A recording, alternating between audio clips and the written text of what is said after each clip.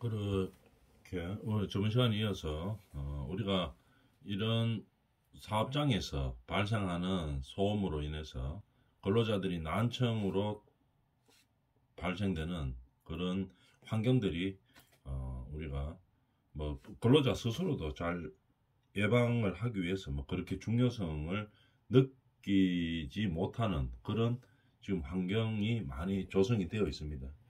그래서 근로자들도 뭐 그렇게 별로 뭐 인식을 안 하고 있고 큰 질병으로 그럼 또 그러다 보니까 사업주도 이거 잘 안 하고 있습니다. 뭐 투자를 하거나 예방하기 위해서 크게 안 하고 있고 그러다 보니까 난청 환자들이 서서히 이제 많이 기가 소음으로 인해서 난청이 자꾸 이제 발생되다 보니까 크게 이제 문제가 발생하는 뭐 영구적인 뭐 장애로 발생하는 그런 경우가 이제 자꾸 허대에 많아지는 거죠. 그러다 보니까 어떻게 됩니까? 법으로 규제를 하고 있죠. 법령으로 규제를 하고 있습니다. 산업안전보건기준에 관한 규칙에 의해서 합니다. 건강장애 예방에 관해서 규정하고 있다.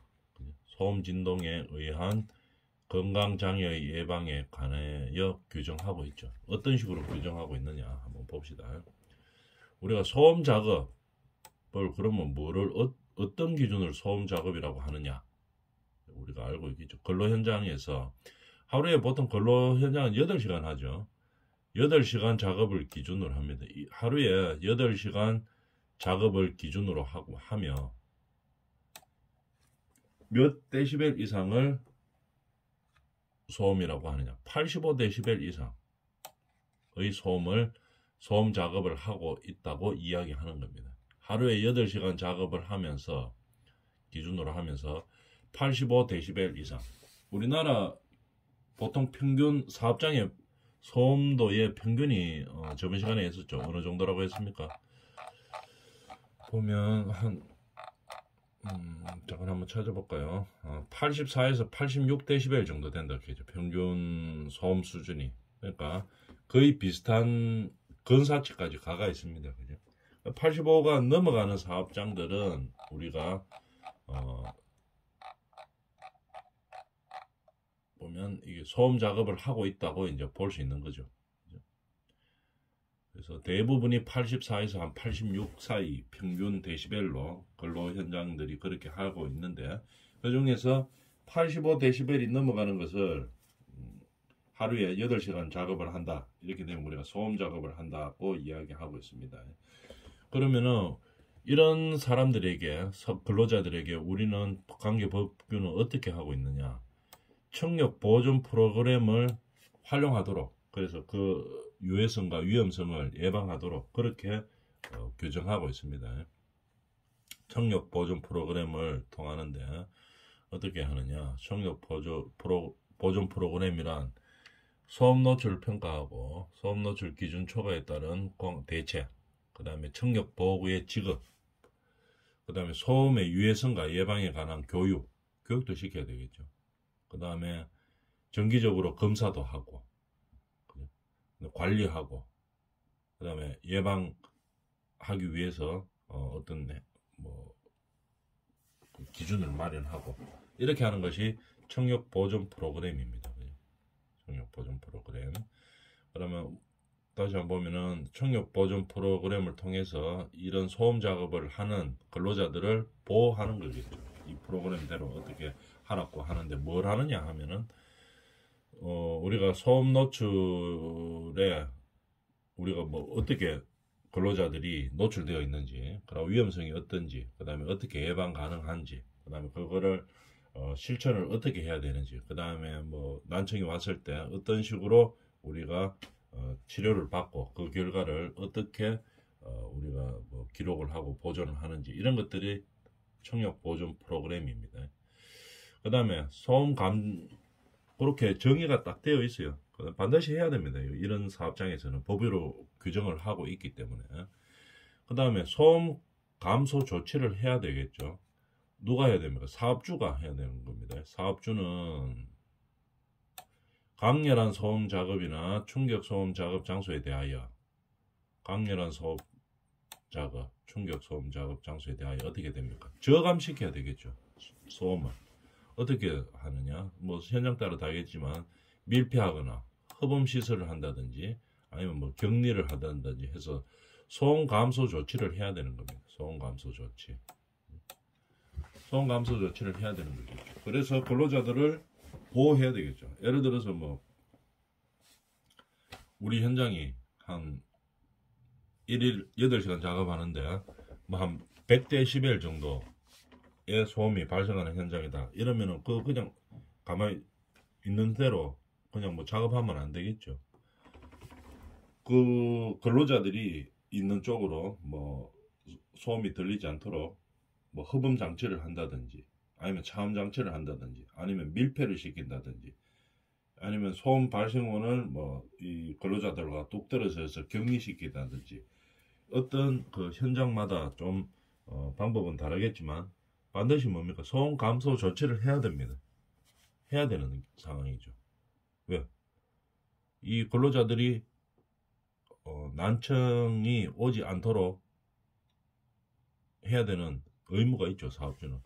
그렇게 해서 법 규정 밑으로 내려줘야 되는 겁니다. 그러면은 100데시벨 정도 막 발생하는 현장을 뭐 밀폐시킨다든지 아니면 뭐 차음시킨다든지 흡음시킨다든지 뚝 떨어져가 격리시켜서 소음을 줄인다든지 해서 소음을 감소시켜서 85데시벨 밑으로 떨어뜨려야 되는 거죠.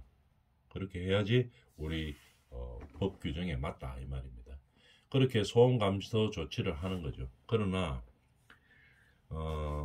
이런 경우에는 좀 뺄 수 있다, 제외시킬 수 있다 이 말이겠죠. 기술적으로나 직업상 작업의 성질상 기술적으로나 경제적으로 소음 감소를 위한 조치가 현저히 곤란하다. 기술적으로나 경제적으로 도저히 이거는 뭐 85데시벨 밑으로 못 이루는다. 이런 경우도 있을 수는 있겠죠. 이런 것이 현저히 곤란하다, 조치가 현저히 곤란하다고 전문가들의 의견이 있는 경우에는 제외시킨다 이 말이죠. 도저히 뭐 기술적으로나 방법적으로 뭐 도저히 뭐 이거는 밑으로 떨어뜨릴 수 없다. 이런 거는 그냥 사업주가 그렇게 생각하는 게 아니고 전문가의 의견이 있으면은 어떻게 할 수 없죠. 뭐 감소하고 가는 게 감소하고 최대한의 조치만 해놓고 하는 거 작업을 하는 거겠죠. 그럼 그에 대해서 뭐 근로자들에 대해서 특별히 현장에서는 뭐 기준에 의한 85데시벨 밑으로 8시간 작업을 할 때 내릴 수는 없지만 그럼 어떤 다른 방법을 하겠죠. 도저히 할 수 없을 때는 어떤 방법을 하겠습니까? 매일 작업하는 게 아니고 소음되는 작업을 뭐 하루를 하면 하루를 소음 없는 작업을 하고 이렇게 이제 로테이션을 시킨다든지 아니면은 이틀 하고 뭐 하루를 쉰다든지 아니면은 뭐 어떤 방식을 택해야 되겠죠. 도저히 안 되기 때문에. 그럴 때는 뭐 현장 사정에 맞게 적절하게 근로자들이 난청이 발생하지 않도록 그렇게 다른 특별한 조치를 해줘야 되겠죠. 그리고 또 뭐 특별 건강검진을 받고 이렇게 해서 최대한 근로자들이 난청이 발생하지 않도록 그렇게 계획을 세우고 노력을 해야 되는 겁니다. 소음 감소 조치에 대해서 알아봤습니다. 그 다음에 소음 수준의 주지라고 되어 있죠. 뭐냐면은 그 사업주는 근로자가 소음 작업을 할 때 아니면 강렬한 소음 작업을 할 때 충격 소음 작업에 종사할 때 이런 사항들 근로자에게 반드시 알려줘야 됩니다. 우리 회사에서 근로자들이 뭐 제보고 이렇게 안 하죠. 우리 근로자들이 뭐 현장에서 우리가 소음 강도가 뭐 어느 정도 되는지 이건 뭐 보통 제보고 잘 안 하죠. 그렇지만 사업주는 이거 반드시 제에서 다 알고 있습니다. 알아야 되고 그래서 이 아는 것을 근로자들에게 반드시 알려줘야 되겠죠. 뭐를 알려줘야 되느냐? 소음 수준, 그 다음에 인체에 미치는 영향과 증상, 인체에 뭐 어떤 이 소음이 어느 정도 같으면은 어떤 영향을 미치고 인체에 어떤 증상이 나타나는지를 반드시 알려줘야 됩니다. 그 다음에 보호구를 지급해야 되겠죠. 선정하고 사업주는 지급을 해야 됩니다. 착용 방법도 교육시키고 이렇게 되죠. 그래서 만약 이걸 착용하지 않으면은 나중에 어떤 난청이 올 수 있다 하는 것도 교육을 통해서 이제 주지를 시켜야 되겠죠. 그 밖에 소음으로 인한 건강장애 방지에 필요한 상황들을 사업주는 반드시 근로자에게 알려야 되는 겁니다. 자기만 알고 있으면 안 되겠죠. 그래서 근로자들이 적극적으로 이 난청 예방을 위해서 뭐 보호구를 착용한다든지 아니면은 뭐 그 근로 시간에 주기적으로 뭐 탄력적으로 조금 쉬었다가 소음이 없는 곳에서 좀 쉬었다가 그 다음에 소음 있는 뭐 작업을 하더라도 이 길을 좀 어떻게 난청이 오지 않은 그런 방법을 선택할 수 있도록 반드시 근로자에게 알려야 됩니다. 그리고 뭐 어떤 나중에 문제점이 있는지도 알려야 되고 증상이 어떻게 되는지를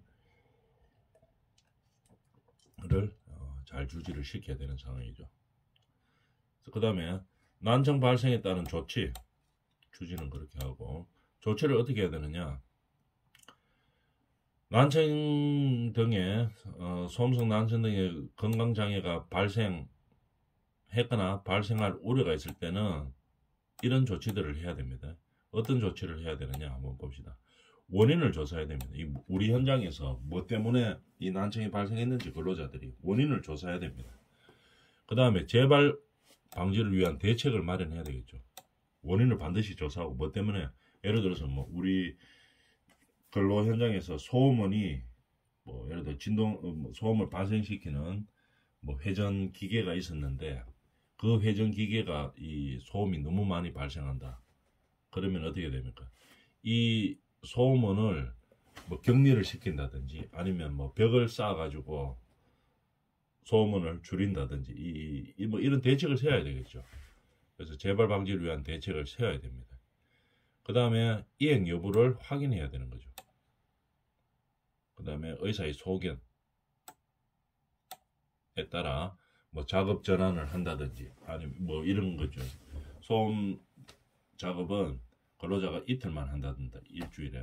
그 다음에 소음 없는 쪽에서 뭐 나머지를 작업하고 뭐 이런 방법들이 있죠. 그래서 뭐 격벽을 쌓아서 소음을 뭐 줄였다. 뭐 이런 것들 여러 가지 대책을 세워서 이행 여부도 확인하고 의사의 소견에 따른 조치를 취해야 됩니다. 의사가 이 난청이 너무 심하기 때문에 난청이 올 가능성이 있기 때문에 이 작업을 너무 오래 해서는 것은 안 되고 뭐 예를 들어서 뭐 3일만 하고 뭐 순환 근무를 시켜라. 이제 이런 것들을 따라줘야 되겠죠. 난청에 대한 조치. 그 다음에 난청을 줄이려고 하는 가장 좋은 게 뭡니까? 청력 보호구를 지급하는 거겠죠. 소음 작업에 적당한 이 청력 보호구를 지급을 해야 되는 겁니다. 사업주는 청력 보호구를 지급하고 지급만 해가 될 일이 아니고 착용하도록 반드시 교육을 시키고 설득을 시키고 해서 반드시 착용하도록 관철을 시켜야 되는 거겠죠. 주기만 주고 그 다음에 뭐 근로자야 뭐 착용하든지 말든지 나는 모르겠다 이게 아니고 반드시 청력 보호구를 지급하고는 어떻게 해야 됩니까? 착용하도록 교육을 시켜야 되는 겁니다. 그 다음에 이 청력 보호구는 반드시 개인 전용으로 해야 됩니다. 뭐 이거 한 명 쓰던 거 뭐 누가 다시 쓰고 이런 게 아니고 이거 감염 위험도 있고 이렇죠. 이거 귀 안에 넣고 뭐 귀를 쓰고 이렇게 하기 때문에 돌려가면서 할 수 있는 게 아니죠. 이거는 반드시 개인 전용으로 지급을 해야 되는 겁니다. 그 다음에 근로자는 또 어떻게 해야 됩니까? 이거 근로자는 사업주는 이렇게 지급을 하고 그 다음에 개인 착용하도록 교육을 시켜야 되는 것이고 이 근로자는 뭐 어떻게 됩니까? 지시에 따라 반드시 착용해야 되는 겁니다. 착용해야 의미가 있는 거죠. 근데 좀 이따 나오는 통계에 보면 착용을 잘 안 합니다. 이거 지급은 해도 뒤쪽에 통계가 있겠지만 그러면 이제 문제가 많이 발생하는 거겠죠. 청력 보존 프로그램 시행 등 사업주는 이런 경우에 뭘 해야 됩니까? 청력 보존 프로그램을 수립하고 시행해야 됩니다. 이 두 경우에 어떻게 되느냐? 측정자 소음 수준이 90dB를 초과하는 사업장. 90dB 초과하는 사업장. 그 다음에 소음으로 인해서 건강장애가 발생한 사업장은 반드시 뭡니까? 청력보조 프로그램을 수립해서 시행해야 되는 겁니다. 두 가지 경우가 있죠. 측정 결과, 작업환경 측정 결과 소음 수준이 90dB 초과하는 사업장들. 아까 기준이 뭐였습니까? 하루 8시간 근무하는 걸로 해서 기준으로 해서 85dB 이상이 되면 소음 작업이라고 이야기했었죠. 그 중에서 작업 환경을 측정해 보니까 소음 수준이 90dB를 초과하는 사업장일 때는 뭐합니까?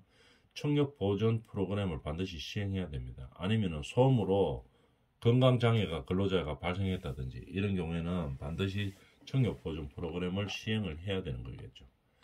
근데 이제 우리가 법 조항은 이런데 실태를 한번 봅시다. 실제로 어떻게 되고 있는지 한번 볼까요?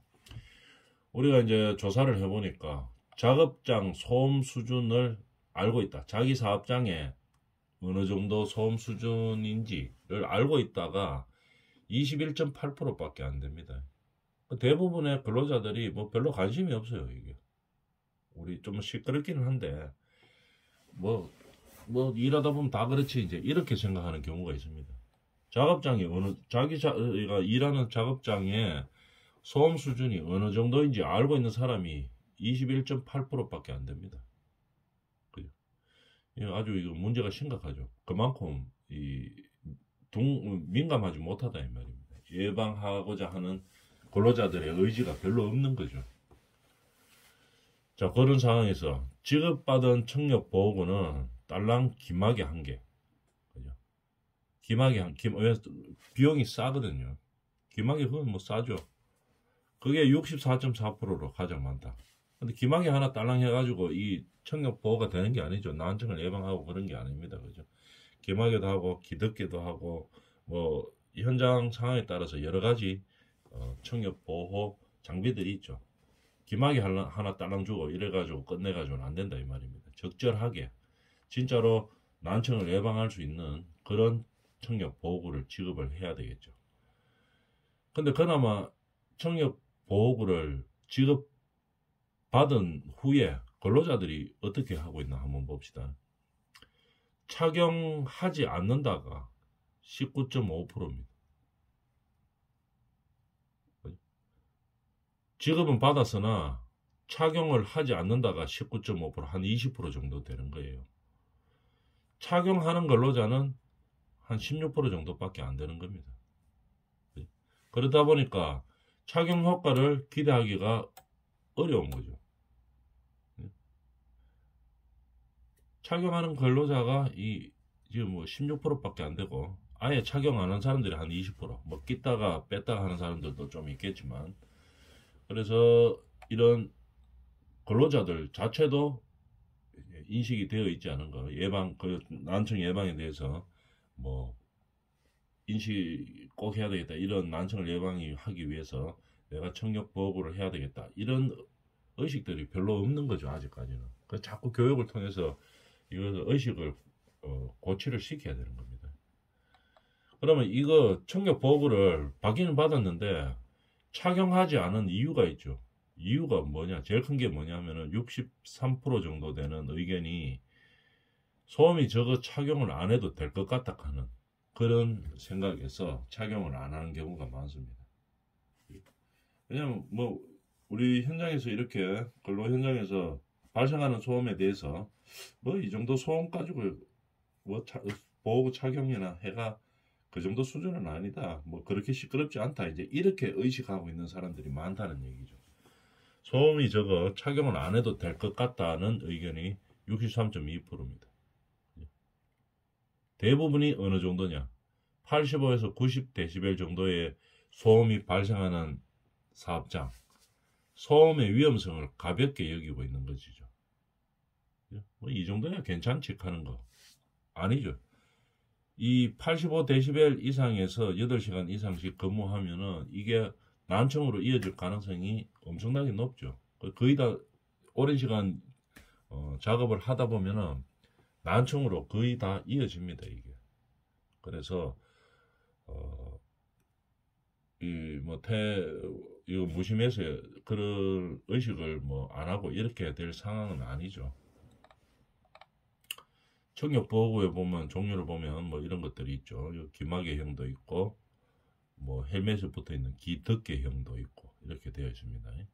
근데 이거 뭐 좀 끼고 이 청력보호구를 착용하고 이 작업하는 게 좀 근로자 입장에서 보면 좀 귀찮기는 하죠. 이게 뭐 작업하는데도 좀 걸리적거리고 그렇지만 이 난청 예방을 위해서 반드시 착용해야 되고 이 착용할 수 있도록 사업주가 자꾸 이제 교육을 시켜야 되는 겁니다. 그런 상황이죠. 그 다음에 산업재해 발생 현황 및 특성에 대해서 한번 볼까요? 소음성 난청 현황을 한번 봅시다. 업무상 재해로 인정된 겁니다. 업무상 재해로. 우리가 난청입니다 하면서 이제 나중에 해가지고 난청입니다 하고 이제 뭐 이래가 업무상 재해로 우리가 뭐 재판을 하든지 이제 그렇게 하죠. 신청을 해가지고 인정되는 경우가 우리나라에서 보통 한 250에서 300건 이 정도 되는 상황입니다. 다 뭐 난청이 있다고 해가 업무상 재해라고는 인정되는 것은 아니겠죠. 뭐 그때는 원인이 있어야 되겠죠. 업무상 재해로 볼 수 있는 그렇게 되는 한 250에서 300 정도 되는 그 수치가 업무상 재해로 인정되는 소음성 난청입니다. 그 중에서 한 275건 정도 되는 1년에 275건 되는 데서 소음성 난청이 가장 많이 발생하는 데가 무슨 업종인가를 보면 제조업입니다. 제조업. 대부분이 제조업에서 발생하네요. 227건. 한 275건 중에 227건 같으면 대부분 여기서 다 발생한다는 얘기겠죠. 그 다음에 또 많이 발생하는 데가 어디냐 보면은 건설업도 좀 많이 발생하네요. 뭐 발파 현장 이런 것도 있고 하기 때문에 좀 많이 발생하고 대부분이 제조업에서 많이 발생합니다. 제조업. 그래서 우리가 제조업에서 안전관리나 보건관리를 할 때는 이 난청 쪽 이 소음 대책, 진동 대책 이걸 엄청나게 잘 세워야 되겠죠. 제조업에서 가장 많이 발생하고 그 다음에 제조업 중에서 또 227건 중에서 뭡니까? 가장 또 많은 것이 어딘가를 찾아보면 제조업 중에서 그 중에서 또 뭐냐? 선박 건조, 수리. 선박 쪽에서 일하는 근로자들이 가장 많이 발생합니다. 132건이나 발생했네요. 그 다음에 또 많은 형태가 어딘가를 보면 금속 재료, 그 다음에 기계, 기구 제조 이런 업에서도 많이 발생하지만 가장 많은 부분은 또 선박 건조 및 수리업 여기에서 많이 발생하고 있습니다. 그 통계로 이제 수치로 보는 거겠죠. 그 다음에는 뭐 나머지 것들은 좀 많이 발생하는데 보면은 금속 제품 제조 주로 제조하는 데서 소음이 많이 발생하는 이죠. 제조 중에서도 무슨 제조냐? 금속 재료. 여기서 또 많이 발생한다고 알 수 있겠습니다.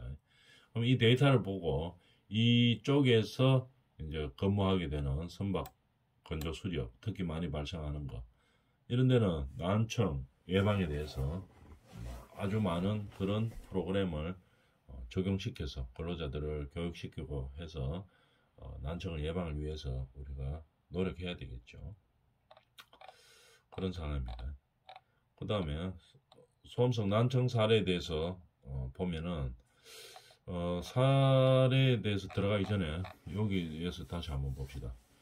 그러면 우리가 제조업이 가장 많다고 했는데 제조업 중에서는 이거 선박 건조 수리가 제일 많고 그 다음에는 비금속 그 다음에 여러 대가 있는데 그 다음에 또 많은 게 또 다 한번 봅시다. 어떤 게 있나. 수송용 기계 기구 제조 이것도 많이 발생하네요. 수송용 기계 기구 제조 여기서도 많이 발생하고 또 어디서 많이 발생하나 한번 볼까요. 제조 중에서는 뭐 섬유 또는 섬유도 많이 시끄럽죠. 섬유 기계도 많이 시끄럽습니다. 아주 뭐 충격음이 발생하고 그 정도는 아니지만 지속적으로 소음이 많이 발생하죠. 섬유 공장 이런 데서도. 그 다음에 베니어판 제조, 그 다음에 목 제품, 목제품 제조업, 가구 공장 이런 데도 소음 발생 많죠. 나무들 잘라야 되니까, 가구 잘라야 되니까. 목제품을 만들기 위해서도 뭐 소음이 많이 발생합니다. 그 다음에 화학 제품 제조, 자동차, 모터사이클 수리업 한 건, 이렇게 많이 발생합니다. 또 많이 하는 게 고무 제품 제조업도 많이 발생하네요. 고무 제품 만들 때 우리가 소음이 많이 발생한다 하는 거, 기본적으로 이 정도 알아놓고, 사례에 대해서는, 소음성 난청 사례에 대해서는 다음 시간에 해보도록 하겠습니다.